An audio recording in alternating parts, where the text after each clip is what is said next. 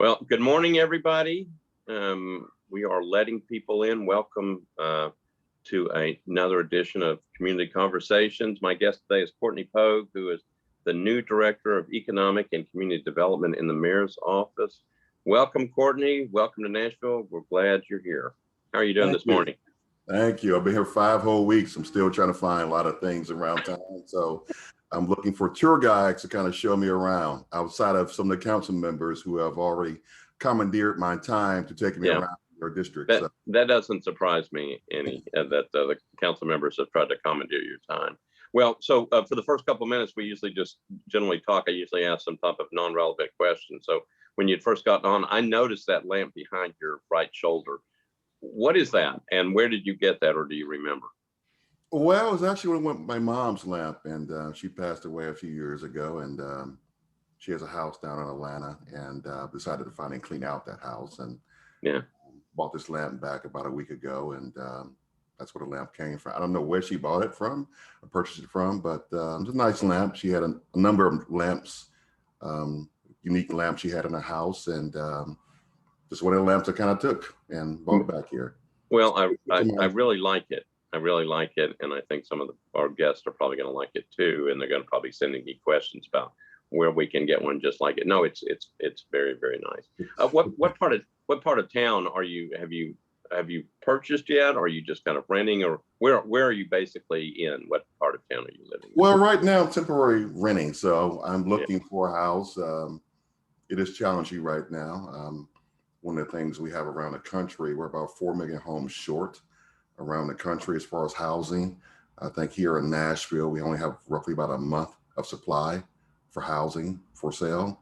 So it is challenging right now, based on what happened last year with COVID, based upon the builders, based on the cost of lumber. So you have a number of factors kind of impacting housing production and people looking to exit their homes.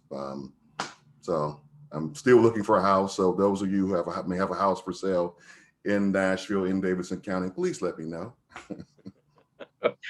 Well, they will, or they'll let everybody else know, and there'll be 8,000 offers like everything that's going on. Well, it is about, let me see, what time is it? Well, it's about 3 or 4 minutes after 10. So we'll go ahead and start. Guest today is Courtney Pogue, a new resident to Nashville. He's coming from Dallas. He's the new Director of Economic and Community Development in the Mayor's Office. We're excited to have him on the call today. Brenda Wynn, who's our county clerk, is on the call, and we'll let everybody else know if we have other elected officials join in. It is a beautiful Saturday morning. I've been out this morning. It is gorgeous outside, and it's supposed to get hotter today. So we'll probably stop this call right now so I can go sit outside and just relax. So thanks, Courtney, for being my guest. It looks nice. I mean, you look, you're pseudo outside, but it looks really nice outside. I am on my back porch, and I'm just very nice out here. So the first question we always ask everybody is, tell us a little bit about yourself. You're new to Nashville, we got that, but where were you born? What have you been doing? And then I'll eventually ask you what your job is, what your job duties are going to be as the new director. So where are you from? And tell us a little bit. You can tell me what my job is. I'll tell you what it is after you finish telling me where you're from. Where were you born, and what have you been doing until you got here? I was actually born outside of Chicago, so I'm a Chicagoan. Went to school in DC, Howard University, grad school at Notre Dame. You say Notre Dame, you got to say with some bass in your voice. Notre Dame. Notre Dame. Notre Dame. There you go. Did you? I was going to ask you about South Bend. Notre Dame. What was your degree in at Notre Dame? That was my master's in business administration in my MBA. Okay, good. And then after Notre Dame, obviously you were in the Chicago area. Where did you do after that? So I I'm from Chicago area, worked in commercial corporate banking for First Chicago Bank, which became Bank One, which became Chase Bank. Was there about 2 or 3 years to the credit analyst training program. So I was one of the first and last credit analysts for First Chicago. First Chicago has a unique history, being that the bank's charter was signed by Abraham Lincoln. So that's cool. Yeah, one of the first charters for a national bank was signed First Chicago by Abraham Lincoln. You don't happen to have a copy of one of those original signatures? No, I think it's in the bank's vault at the Chase Tower now down in Chicago. So it is signed, I think, a few days before he was assassinated. So very interesting. Locked away for a number of years. And from working in corporate and investment banking as a credit analyst, went out to New York, worked for Credit Suisse First Boston, did a lot of investment banking or media and telecom deals, a lot of mergers and acquisitions, doing it in the late 90s and 2000s. From there, I went back to government and want to do something more or less tied to my community. So I got a job with the City of Chicago, Department of Planning and Development. So oversaw the small business portfolio, about $10 million, and a number of industrial revenue bonds or IDBs. I think we have those here in Nashville. So kind of worked on a lot of those bond projects, but also a number of tax increment financing districts. Chicago has over, I think now 181 districts, and in Cook County is over 400 districts of TIF districts in the metropolitan area. So I had a chance to kind of shape out a lot of those TIF districts, but also work on some of the structures for some of those major projects, from industrial projects to corporate real estate projects to key redevelopment projects in the community. So kind of do a lot of underwriting, financial modeling, TIF projections, and so on. So did that for a few years. And then from there, I went on to back to the private sector and worked for a place called Cohen Financial, doing more or less underwriting commercial mortgages, looking at property acquisitions around the country for industrial development, looking at repositioning shopping centers throughout the country. Worked on a couple of real estate investment trusts as far as setting those up, but also doing the disposition. And then that was basically a couple of years. And from there, I started my own firm. So I basically went back to Chicago and actually set up my own shop to work on the south and west side of Chicago to look at urban redevelopment projects that entail utilizing public financing sources, from TIF to bonds to, tax abatements, tax incentives, land write-downs. So pretty much the entire gamut of the various tools for economic development. And did that roughly about 10 years. And we got a call from the county board president roughly about 2013. And she asked me to come to work for Cook County as the deputy director of economic development.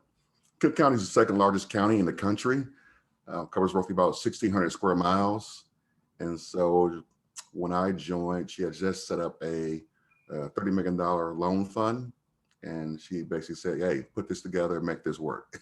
So I actually set up the loan fund, $30 million, and identified the criteria for the loans, set up the underwriting parameters, set up the marketing apparatus for the loan fund, but also the credit committee, the process, which would be approved by the various committees within Cook County government, and also working with 17 county commissioners and roughly 50 aldermen that covered the city of Chicago.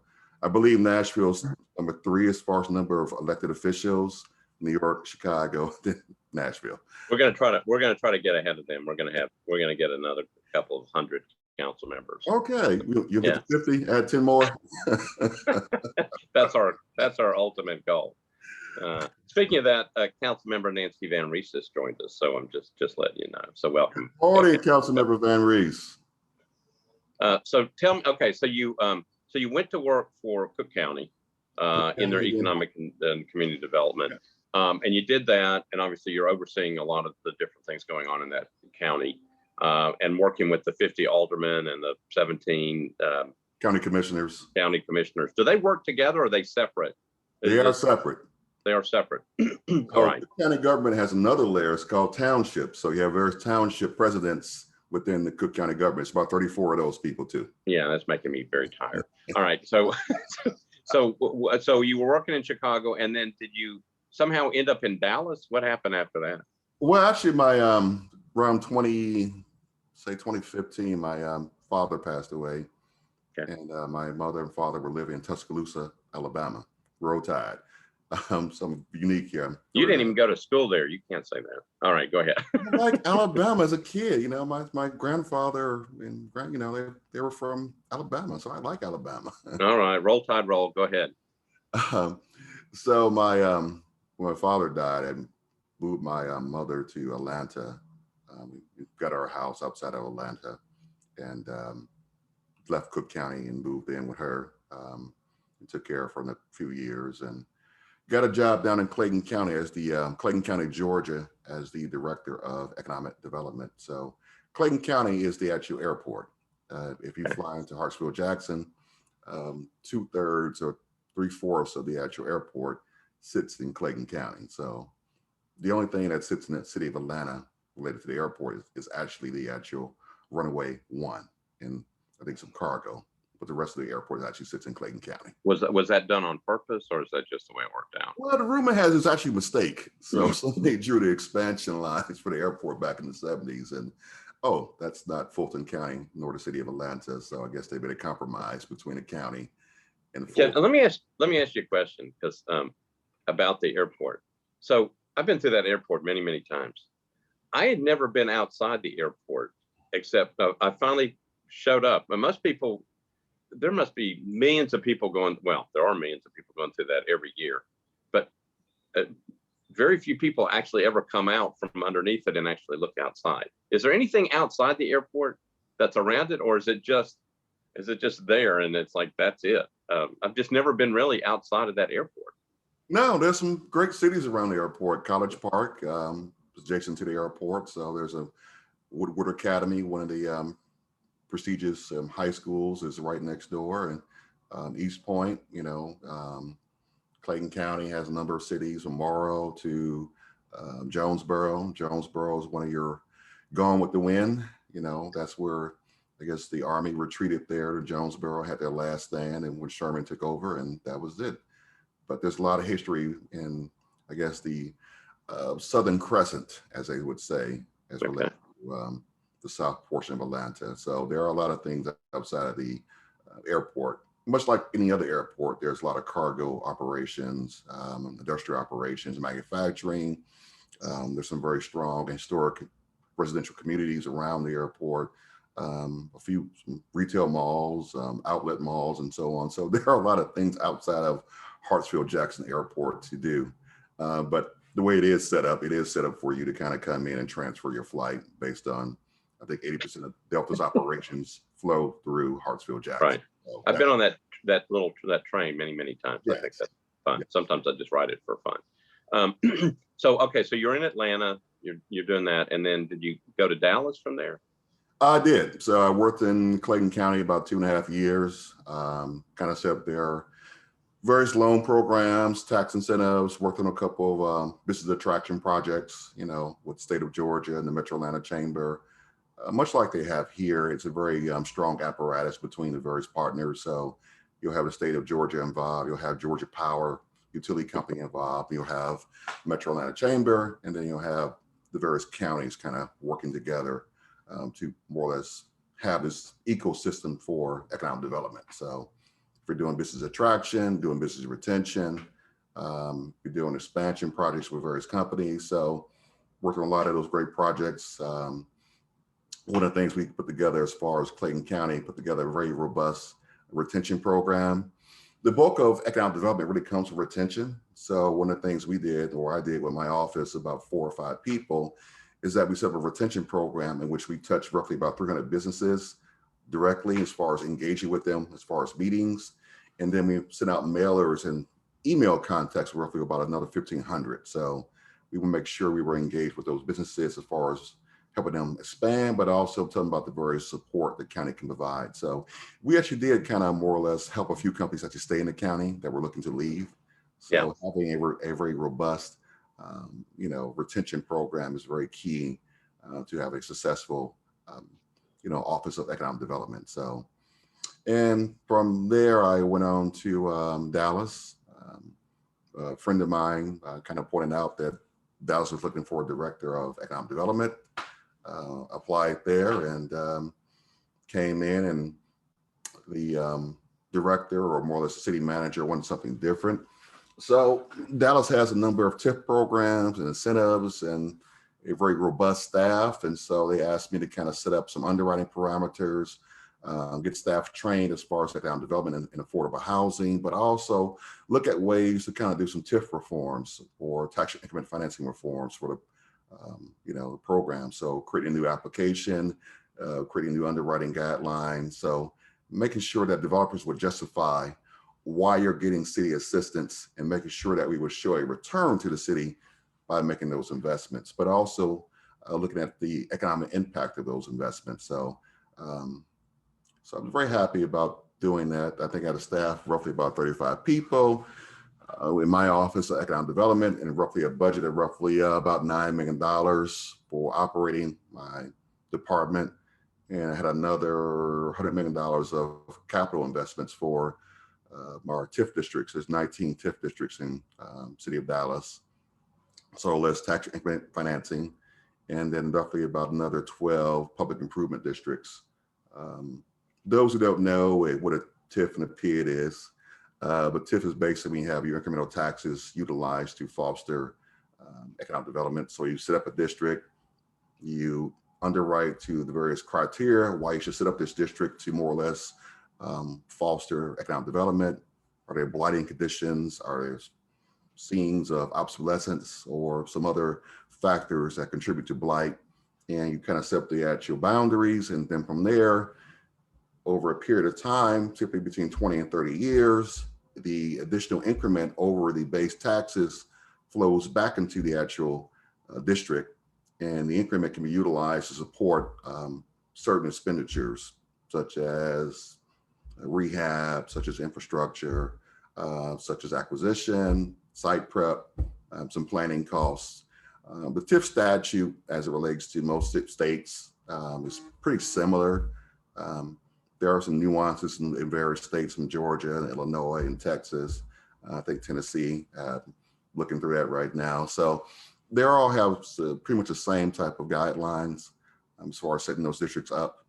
And so my role in Dallas is to oversee those between 19 districts and how increment flowed in, but also making sure when a developer asks for assistance utilizing the increment, there was some type of underwriting criteria to make sure that they can justify why we need the assistance, and also showing some type of more or less community connection to a project. So, and what I mean by community connection is that, one, there's wage floor. So typically we didn't incentivize a project below $15 an hour. 2, you had local hiring requirements. 3, you'll have a minority business enterprise requirement. 4, you make sure you have various partners. So if there was a development, there'd be some affordable housing tied to that development. So typically 20% would be set aside within the development, and affordable housing would be defined as less than 80% AMI, area median income. So you're having market rate units, and then more or less 20% would be set aside for affordable housing. And also looking at ways to bring in local businesses. So if there was a retail component and a developer had a commercial component within the project, there'd be a set aside for more or less having rents for that commercial component also reduce, allowing a local business to actually place their business within that new development. So if the market rate was $25, we would ask that the developer set aside between 10 and 20% and have a reduction in that rent to a more or less a more favorable rent for a startup business or a local business to actually get into the space. So you'll have more or less this mixture. So it kind of goes back to making sure you have inclusion and diversity within the actual project. So it doesn't look the same. You don't have all these corporate entities, but you have a corporate entity, you have a local business, you have affordable housing, you have market rate housing, you have a local workforce, you'll have wage floors, all kind of tied in there. So it becomes a very diverse and inclusive development versus just, hey, I built a development, I need assistance, and it kind of looks like any other major development downtown. You want to have some diversity within the projects. From there, I also managed the loan fund for City of Dallas. So I had roughly another $10 million as far as the loan fund I managed. And for incentives for corporate attraction, I had another $8 to $9 million from the enterprise fund to more or less support economic development. So it's pretty robust. I would say it's probably one of the most robust toolbox in the country as far as Office of Economic Development. We had our own allocation of new market tax credits.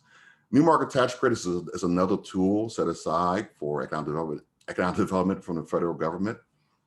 So those tax credits can be utilized as a form of equity into a transaction. And so Dallas had its own entity, the Dallas Development Fund, which could apply for new market tax credits from the federal government. We also had an EB-5 program, which is a program which allows a person to acquire their citizenship or green card by making an investment into low to moderate income census tracts. Typically investors between $500,000 to $1 million. I believe the EB-5 program is going through some reforms right now with Congress, so I'm not sure where it stands, but yeah, I had all those tools at my disposal to kind of shepherd economic development. And I would say we went from, when I got there, we improved our underwriting, we improved our marketing strategy. We were heavily reliant upon the chamber for a number of years, so I kind of changed that mix and decided more or less to bring some of those activities in-house as far as marketing, and also engaging with some of the corporate real estate people. And so we went from $300 million of capital investment to over about $1 billion of capital investment by improving underwriting, but also improving our marketing strategy to really focus on key industries we want to attract to Dallas at that time. So I know people have asked, what are you bringing to the city of Nashville and Davidson County? I think I bring a lot, but I think some of the things we had to look at as far as reform for my office, or I don't have an office, but so let me ask you, the mayor. But so let me ask you this. Okay, so you're getting ready to talk about why you came.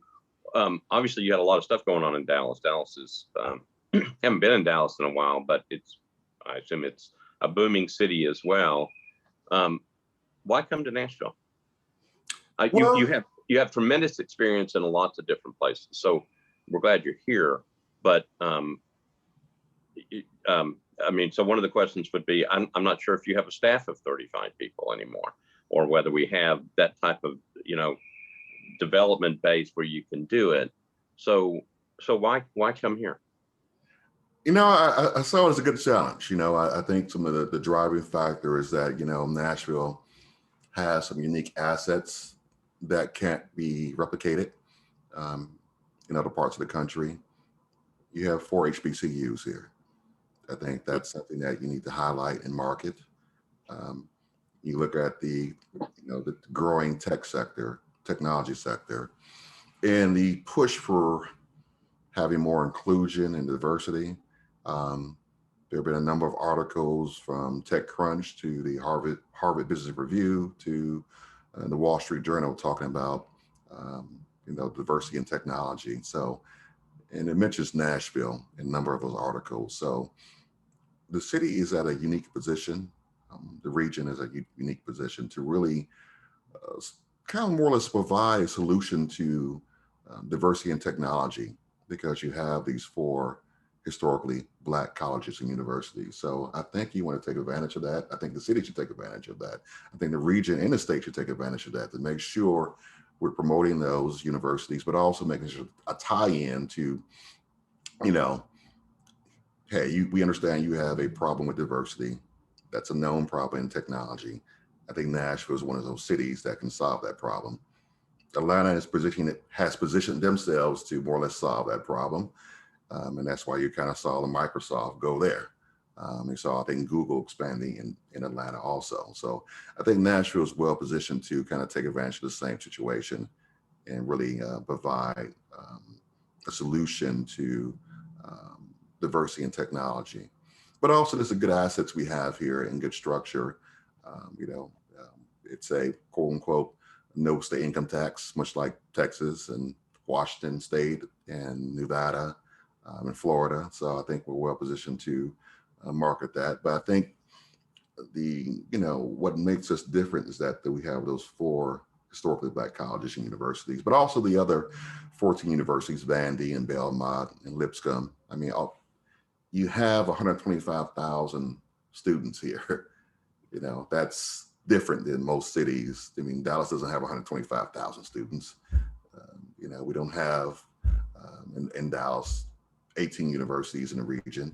I mean, you have something that's unique as far as your educational capacity here. We really should be highlighting that.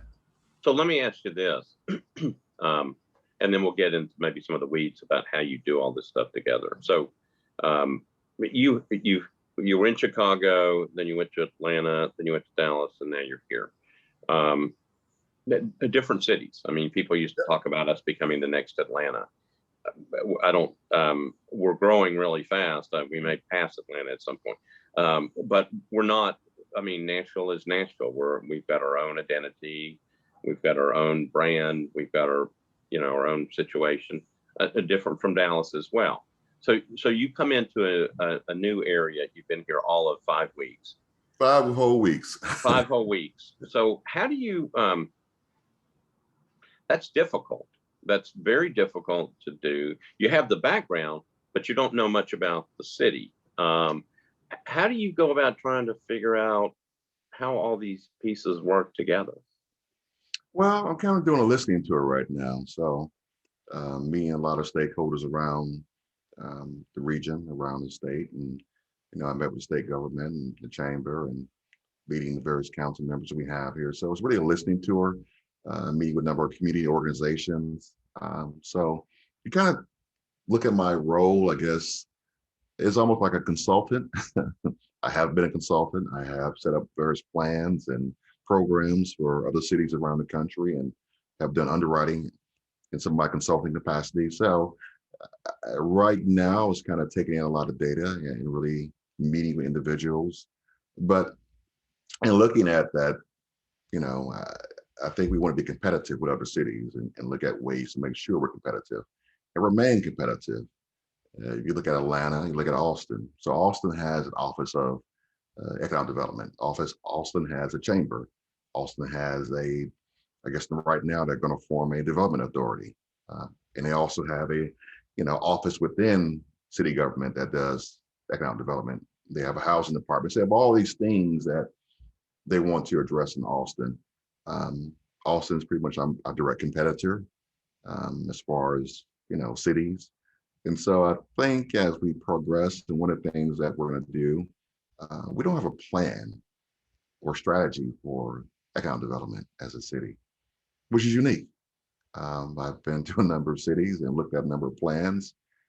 Fort Worth, you know, my former peer or colleague, you know, he looks at what we're doing in Nashville. You know, he actually is one of the first people who told me, "Hey, congratulations, you're going to Nashville. Congratulations." I didn't tell anybody, but because he was looking at the Nashville Business Journal and would follow Nashville Business Journal to make sure, hey, I want to be aware of what Nashville's doing. And so he kind of, I guess, you know, some chimed in and say, hey, Courtney's going to Nashville now. And so that's one of our peer cities. But what's unique is that they have a plan. Fort Worth is, I think you look at Fort Worth a few years ago, probably in the 2000 census, they were like the 30th largest city in the country. I think now they're like 13. So it's a growing city, but it has a plan for economic development. Dallas has a plan for economic development. Austin has a plan for economic development. Atlanta has a plan for economic development. Tampa, I mean, I can go down to Denver, I can go down the list. There's no true plan here for economic development, which is unique for the 23rd largest city and a growing city.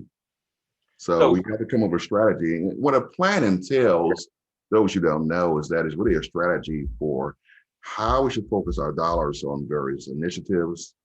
Is it corporate attraction? Is it small business? Is it workforce? I mean, these are the cornerstones of economic development. And how should you approach these things and how do you set aside funding for these various programs? It's one thing to have a narrative about, hey, I want workforce. Hey, I want to help small businesses. But what's the actual plan to do those things? There's no plan. Well, so how do you, okay, so I think we knew there was no plan. There was, so I was on a call, this was a number of years ago, with 6 smart growth cities. We were one of them. Greenville, South Carolina was one. Denver was one. Pittsburgh was one. And they put the 6 cities on the call. I just happened to be on the call listening. And they talked to Pittsburgh first, or Pittsburgh, Denver, and Greenville, South Carolina were the ones they talked to. And Pittsburgh particularly came to mind because Pittsburgh, when the steel industry started having trouble in Pittsburgh, that meant trouble for Pittsburgh. So their city leaders, I think, got together at that point and developed a plan. Okay, it was a plan about what if steel was not going to be their go-to industry, what were they going to do? And they morphed into a tech financial hub working with Carnegie Mellon. And some people may have heard this story before. I listened to Greenville, South Carolina. I listened to Denver's plan. It's the same thing. We didn't have a plan. So as most of the people on this call could tell you, 12, 13 years ago, you would drive through Nashville and there was no traffic, and the downtown, about 5 o'clock, the doors all shut, everybody went home, except for some of the tourists, a few tourists that found the honky tonks. All of a sudden, the city just boomed. Okay, so we have tremendous growth, tremendous development. We have tourists everywhere downtown. We have the pedal taverns. We have all that stuff going on. So we've just had almost over a decade worth of tremendous growth with no plan.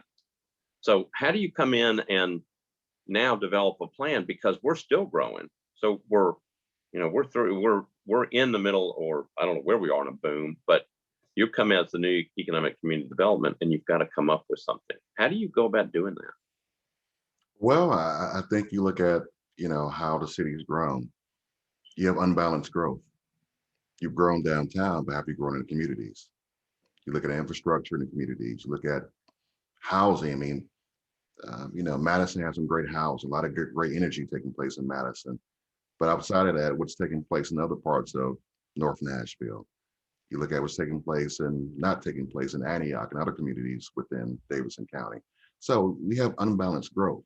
So you need to come up with a plan of how you allocate resources to look at, key commercial corridors, and really also look at ways to, support small businesses, either from technical assistance or capacity building, but also provide some type of assistance financially, for as a grant program, a loan program, to really help support business formation. Yes, you have business formation downtown, but what about in the key corridors within the community? That's the strength of the basis of a community. Your businesses, your schools, your small businesses, and make sure they're all kind of tying together, and workforce to make sure you build a strong community. I mean, cities is made up of distinct neighborhoods and communities that are strong, which makes the overall pot stronger. So if you have one key that's strong and the rest is weak, I mean, it doesn't work.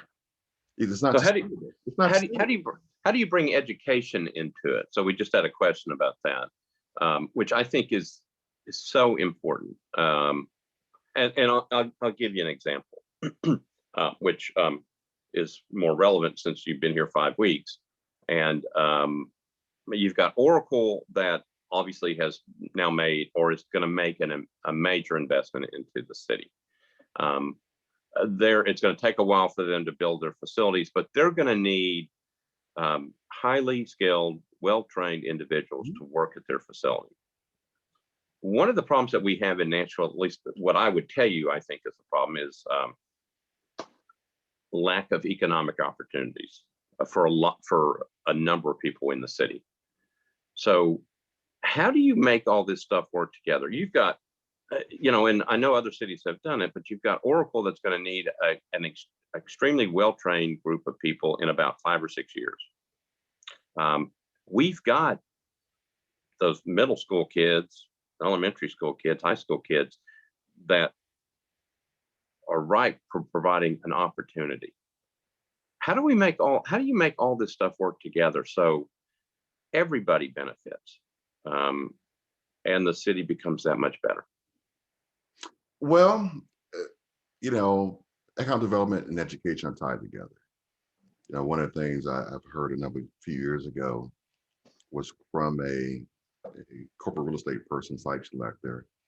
And for those who don't know, a site selector is kind of the individual person or company that kind of drives a project to come to a certain city. So they look at all these cities around the country, look at all the factors, they study everything about the city from what they could find on the internet, but also relationships in the market. They look at council meetings. So they do watch your council meetings. Trust me, they do. Do they only watch the good parts? They watch everything, Okay. beginning to end. All right.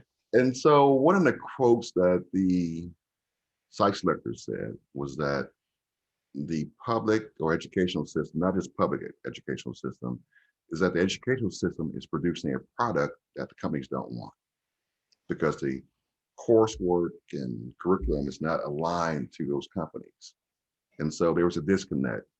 And so what you're seeing around the country now is a lot of companies and corporations are beginning to partner with the educational system to make sure that they have some type of pathway to these corporations or the right skills in which those companies are looking for. So one of the things I did was back in Dallas, and you're seeing it around the country, is that if a company like Oracle or another company comes to a different city, say like Uber came to Dallas, we asked them to partner with the public educational system directly in a formal agreement. So there's always a pathway, it's called a pathway to technology, to make sure that they're partnering with one, the public school system, but also partnering with the corporation. So it's actually a true pathway in which the students that are in junior high school or elementary school will be ready in the next 5-10 years for the jobs that'll be forthcoming.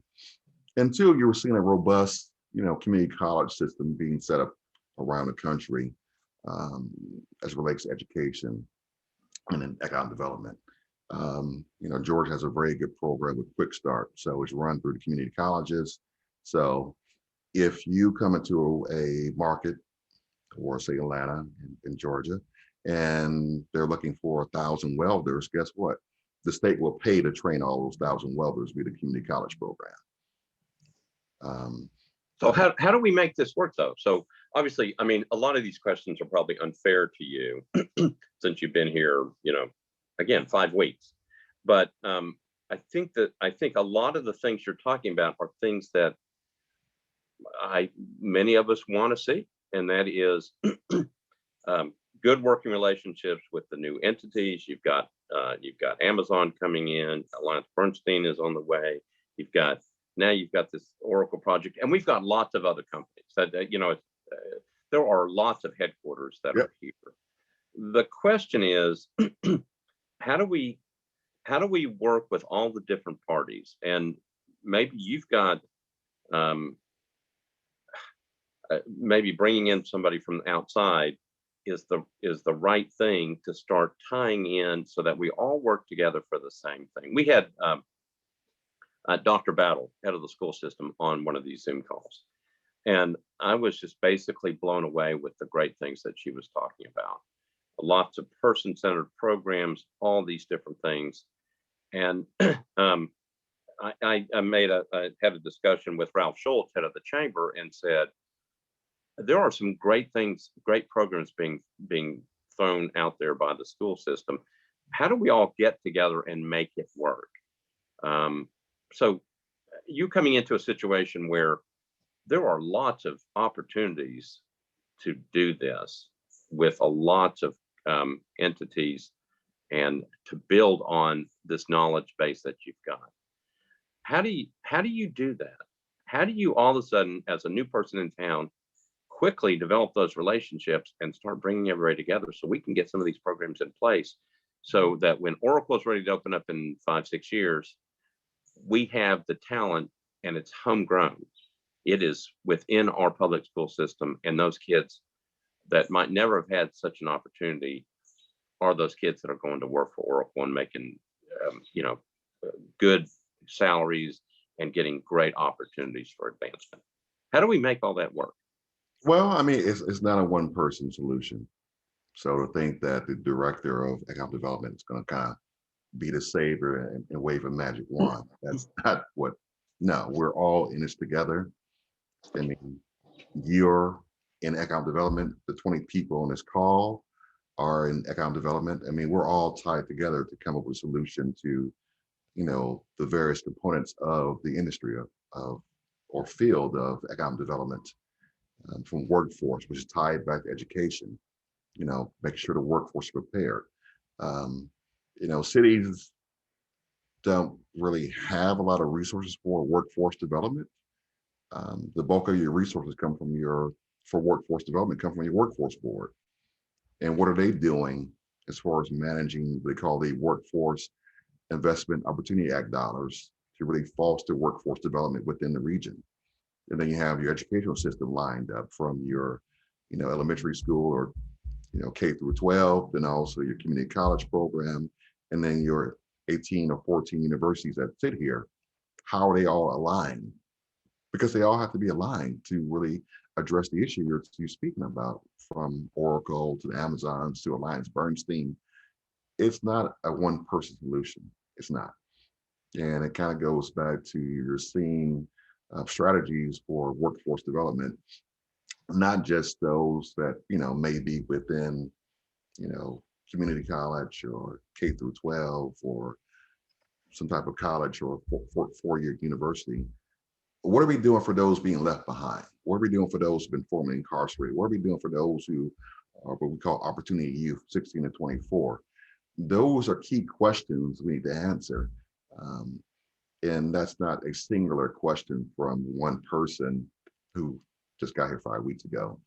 It needs to come from, all of us to kind of look at ways to really address the issue and really put the resources into supporting workforce development, education.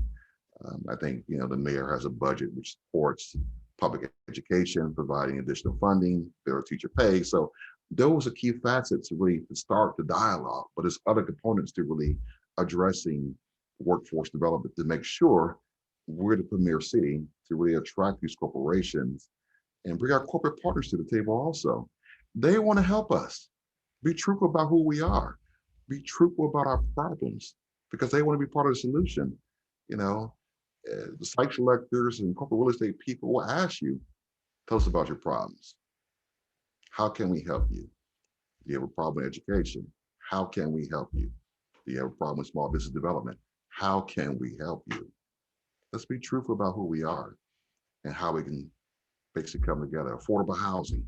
How can we help you address that? So all those things are tied together. Yeah.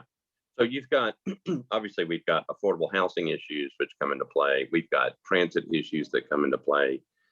All these different aspects of a booming city that has no plan about, economic community development, or, we have a National Next plan, all these other things. But in terms of kind of an overall dealing with what is happening to us, I'd always thought that particularly it would be important to learn from other cities, as they went through their growth. What did they do right and what did they do wrong?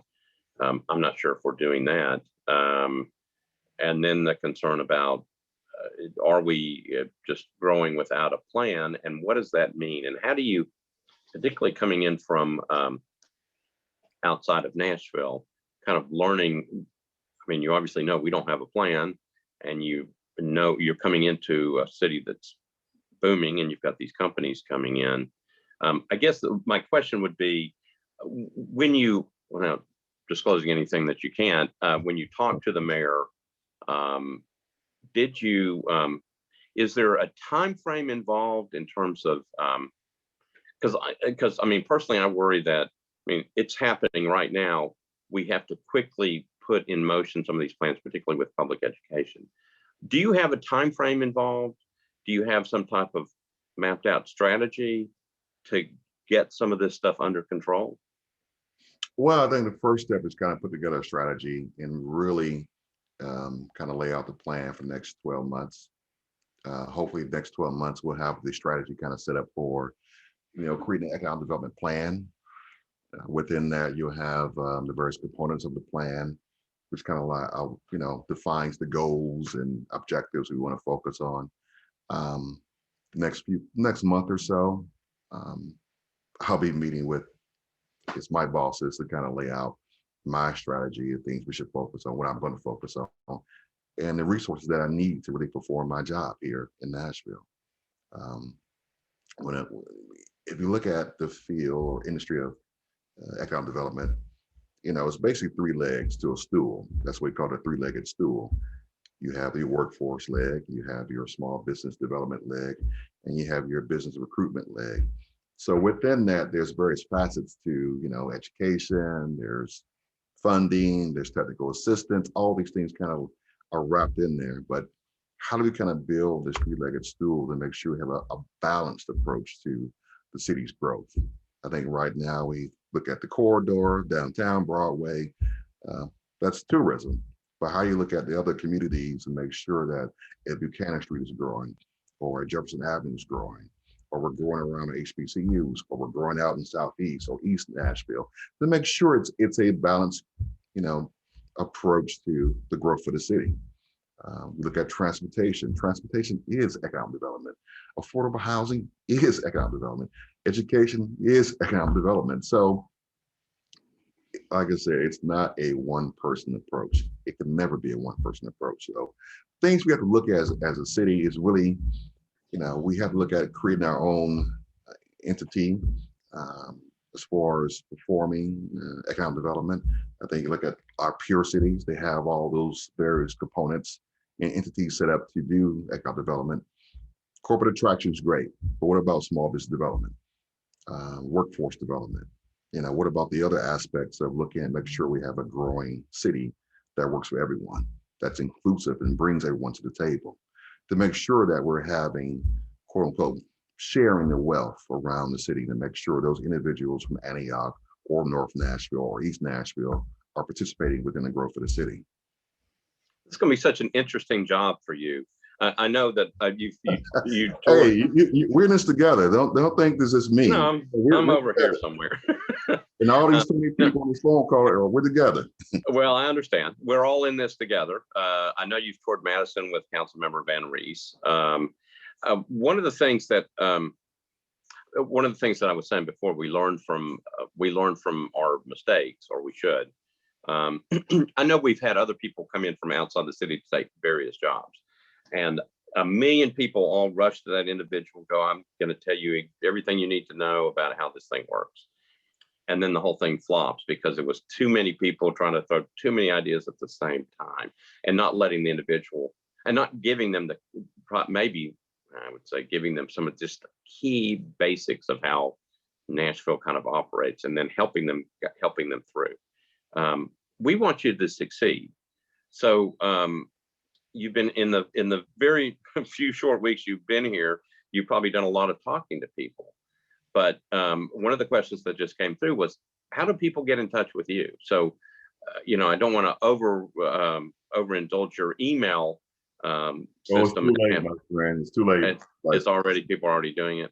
Yeah. All right. So if there are business folks out there, or people with ideas, what's the best way to get them to you? Well, definitely reach out to my email. It is listed, Courtney.Pogue, Pogue, at Nashville.gov. You can call my office number. I think I know it. I can give them the mayor's number. And the mayor's office number, not his personal number. Yes, they would definitely route a call to me. So yes, that's so that's 615-862-6000. And you get on the system, and then you ask for Courtney. That's one way to do it. But, 6021. So I know that.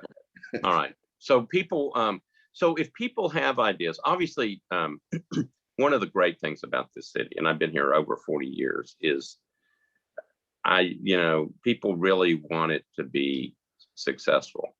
I think I would say that you hear concerns about old Nashville against new Nashville, the tremendous growth, the inability to get around downtown now, or to get to the symphony, and then concerns that happen with big cities that are always going to be there, whether it's transit or public education or crime or public safety. Those are things that again, we're all into this together, and it actually, all these things. There was a question that we got over the week about safety and how that relates to economic and community development. But I would say that, at least from my thinking, transit and affordable housing, the housing market, and education, all, as you said, all flow into recruiting businesses and companies and keeping businesses and companies here. Is that a fair assertion? So besides just being head of economic community development, you've got all these other things that you at least have to understand how they all play into your role. They do, and you know, I think the mayor is rolled out some things, and you know, making some key hires. So you talk about, you know, violence prevention, and you know, bringing in Ron Johnson. You know, Ron has definitely been one on the forefront as far as violence prevention. There's some things that are tied to economic development, and you know, one of the things you can go study around the country, if you find a kid or someone, a young adult, to a career opportunity or job opportunity, then they're less prone to violence. You know, I think we had an incident last night here in the Gulch where a young man was murdered. I mean, the audacity for another young man to walk into a crowded restaurant and murder someone. Where's his mindset? Where's his law? You know, where do you obtain that mindset? The you know, the lack of hope. Where did I begin? Was it the educational system? Was it the criminal justice system? You know, was it the lack of opportunity in his community? Because to have that mindset to go into a crowded place and do that and not have any remorse, there's something that's missing, and something we all need to address, not just from an economic development standpoint, criminal justice, education, housing. Where did the system go wrong for this to happen? And that's just not just Nashville, that's every city. Right. You can't have disinvestment in communities, or lack of quality control, or lack of, you know, educational reforms or criminal justice reforms, you know, and all these things add up. So it's not just me, it's all of us need to come together and kind of figure out what's happening here to really address the root cause of some of these problems. All right, so we've got about 6 minutes left. Got a couple more questions for you. One of them does flow from what you just said, and that is, I agree with you. I think what we can do on the economic and community development level can have a tremendous impact on a lot of other things. So what you said about when businesses come in, you know, making sure that they are tied into our public education system, and that they become good corporate community partners, that type of thing, so important. I think a lot of times we forget that. So as we're dealing with public safety issues, as we're dealing with the educational issues, and you bring people around the table, you need to have a seat at the table. And I know the chamber has been involved, other groups have been involved, but I think it's so important to have your background and your experience at the table. So as we're developing a plan, as we're developing whatever else we're doing, you're a part of those discussions. So I got to remember that as well, so that when I'm starting to put together groups, I remember to call you and put you on some of these things, because I think it is important that you're involved. Okay. Yeah. I mean, I think you look at the apparatus for economic development. You know, the state markets Tennessee, tells a Tennessee story, kind of focuses on key areas. Then you step down to your chamber. The chamber tells the story for the region. And then you more or less have the local presence being your cities and county government, kind of looking at what are the root things we want to really address as far as economic development, you know, small business development, workforce development. It's an apparatus that works together. So it needs to work together. You know, states don't really get involved in the local ground game. Your regional chamber doesn't really do a lot of that quote unquote commercial corridor in those underserved markets. That's not their strength. Now they want to market the city and the region to a national audience or international audience, great at it. But when it comes down to the local ground game, that's what the city does its best work. Small business development, workforce development, you know, really community-based development, infrastructure, transportation issues. That's the local ground game. We have got to have a strong, you know, apparatus for economic development, transportation, affordable housing, or housing in general. So that needs to be the quote unquote local ground game. All right. Two last questions. One is, have you had a chance in the very long time you've been here to develop any type of communications with the state of Tennessee? You were just talking about that. Yeah, I've had a few meetings with them. So like I said, that's part of the apparatus for economic development. So they have their, component of the actual apparatus. We have ours. So we all need to work together to make sure we're marketing Tennessee, the region, but my job is to market Nashville, Davidson County to make sure, and then look at ways we can make sure that economic growth is inclusive and brings in all aspects of Nashville and Davidson County. Okay. All right. Here's the last question for you. Okay. So, and people had been sending this in, an individual had been sending this in for a while and then they stopped, but I like the question. And it's I think they said something like, if you were king for the day, emperor for the day, whatever, and you had a magic wand, and you could do, one, two things to do something in Nashville to make it better. Again, you've been here 5 weeks, but coming in and knowing what you've just told us, which is very informative. We really don't have a plan. You've talked about transit. You've talked about education. If you had that magic wand, what would you immediately change to make the city better? Well, I think if we can, a magic wand, let me see here. If you had a magic wand, I would. And it can't be to get rid of the pedal taverns. I forgot, that's the caveat. Okay. All right. So what would you do?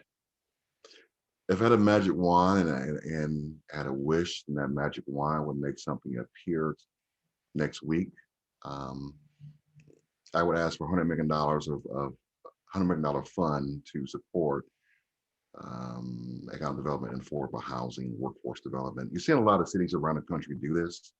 So the corporations are more or less creating funds at the mayor's initiative to support various initiatives in certain parts of the city. So in Dallas, what we did with Mayor Rawlings, he created what we call a Growth South Fund, $50 million. It was not funded by the city. It was funded by corporations and investors who want to see the city grow.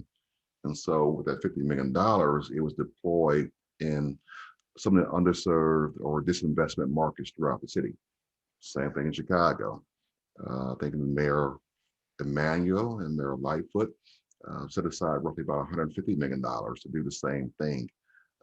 How do we focus on key areas of underserved and communities that have been historically disinvestment by utilizing corporate dollars?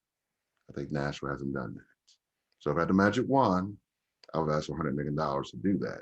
So we would focus on North Nashville. So we can focus on Antioch and Southeast Nashville and East Nashville, look at ways to support economic development, support affordable housing, support workforce development. Cities can't do it by themselves. And then that's the misnomer that you have a budget. Cities need to have a balanced budget. That's your job. All right.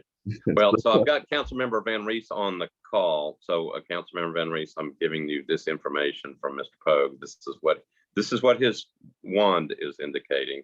And so we'll take it under consideration as we look at the budget in the next 2 weeks. No. I said you have corporate partners, so you bring corporate partners to the table, not the city budget. But I understand. Okay, we all have a balanced city budget. So I think you look at ways in which other cities have done it.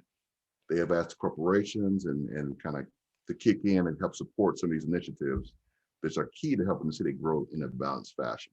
Okay. Well, I'm going to ask Councilmember Van Rees to take a look at this. What was the name of the thing in Dallas? Was it Growth South? Growth South Fund. So yeah, I can get you all the information. I think that Chicago's called the Invest Southwest Fund. Invest South/West. So the South side and the West side of the city. Yeah, if you don't mind sending that to us, I think we'd love to take a look at it. Sure. That would be great. Well, we are right at 11 o'clock. Courtney Pogue, welcome to Nashville. Thank you for taking on this responsibility. It is a pleasure to have you on here. It really is. Nashville's a wonderful place to live. It's got so many opportunities. You know, we spend a lot of time talking about the issues and the problems, but we've got really good people here who I really do want to try to solve some of these things or get a handle on them. And we're glad that you've got this background and then you're bringing it to Nashville. We're certainly we are very excited that you're here. And if we can do anything to help you, you just let us know. Okay. So let me tell you this, next week we will be on with Sarah Feigl from the Conflict Resolution Center. That should be pretty interesting. With all the conflict that we have, that's going to be an interesting conversation. We posted your email, Courtney, in the chat box, so you may be hearing from folks. And phone right here. He'll be looking for those. We really do appreciate you coming on. You were nice enough to say yes. You haven't been here that long, but it's really helpful to understand. Yeah, we are just happy that you're here and that you wanted to participate. So again, thank you, and have a great rest of the weekend, everybody. Everybody be safe, and we will see you all next week. All right. Thanks, Courtney. Appreciate it. All right.